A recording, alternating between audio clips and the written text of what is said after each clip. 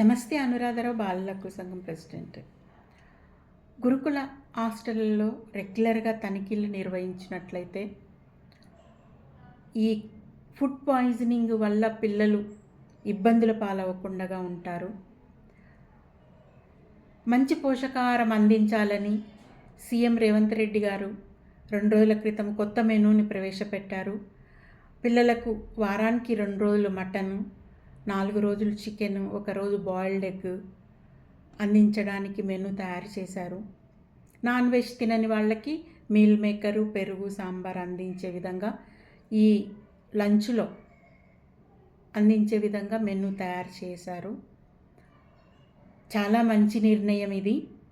పిల్లలు మంచి ఆహారం తీసుకున్నప్పుడు మంచిగా చదువుకోవడానికి వాళ్లకు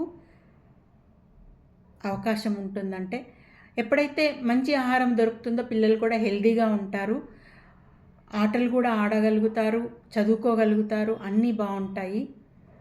అయితే రెగ్యులర్ తనిఖీలు నిర్వహించాల్సిన బాధ్యత ప్రభుత్వానిదే.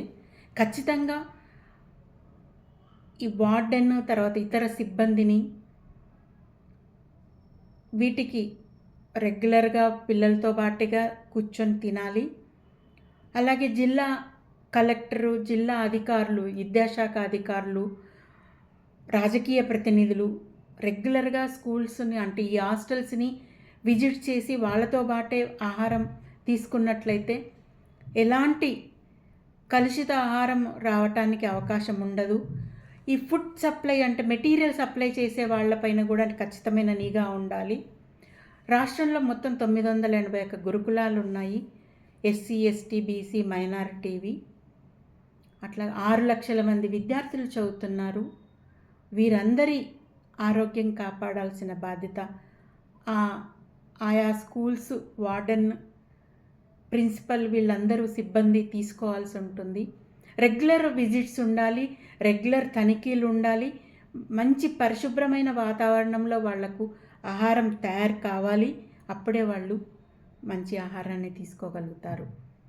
కలుషిత నీరు లేకుండా కూడా చూసుకోవాలి. కొందరికి నీటి సరఫరాతో కూడా ప్రాబ్లం వస్తుంది.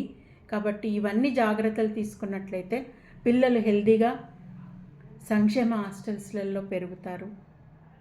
మంచి ఉజ్వల భవిష్యత్తు ఉంటుంది వాళ్లకు. ఇవి చర్యలు తీసుకునే విధంగా ప్రభుత్వం చూడాలని బాలల హక్కుల సంఘం మనవి చేస్తుంది. నమస్తే.